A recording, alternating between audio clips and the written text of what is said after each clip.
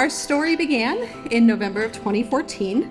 After trying for nearly a year with a fertility specialist appointment booked, we finally got pregnant. On July 23rd, 2015, Andrew Rodney Miller was born. We had a bit of a rough start. Andrew had low blood sugar and was in the NICU for 3 days. Andrew struggled to sleep through the night, even well into his second year, but otherwise was hitting all his milestones and was a beautiful, healthy boy. I mentioned at his 2-year checkup with his pediatrician that he wasn't yet putting 2 words together, and I knew that was a milestone he should have hit by then. We figured a comprehensive assessment that was available at no cost was a logical option, and we scheduled our appointment. It's hard for me to describe the shock that came with discovering that he had delays in almost every area of development. I know having that assessment got us connected to the services we needed so much sooner. We started to see Andrew's language skills emerge and learn some invaluable strategies to help give him the sensory input he was so desperately seeking. The OT encouraged us to complete an MCHAT screener for autism, and when 11 of the 12 items came back positive, Kelly, a developmental interventionist, gently suggested that we may also want to have Andrew evaluated for autism. We met with the team at the diagnostic clinic. They interacted with Andrew. After 3 hours, we were told that they were making a diagnosis of autism.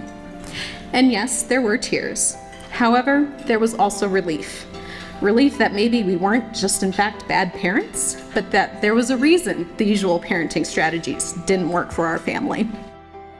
We met with Child Find to discuss the transition of services from early intervention to the school district, since Andrew was turning 3 that July. DDRC continued to support us, covering therapy copays, medication costs, specialized recreation programs, and respite care through their Family Support Services program. Several others on the team helped me navigate the very complex Medicaid application process. I was stunned that even as a social worker who was fairly familiar with Medicaid, I struggled. Luckily, with a lot of support from DDRC, we were able to get Andrew approved for the Childhood Extensive Services waiver through Medicaid. As we look to the future and start to think about what supports Andrew might need as an adult, it is such a relief to know that DDRC will continue to provide us with that steadfast care.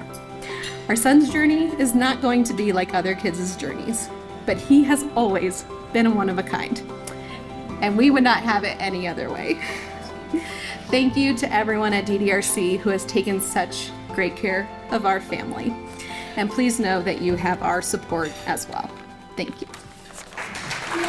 You don't have to figure it out all by yourself. That is what DDRC is here for. They have the experts that know how to navigate these systems, and they can really help partner alongside you and guide you. DDRC really does serve the lifespan. We are planning to use the services that DDRC has, whether that's supported living situations or employment. He wants to be a teacher when he grows up.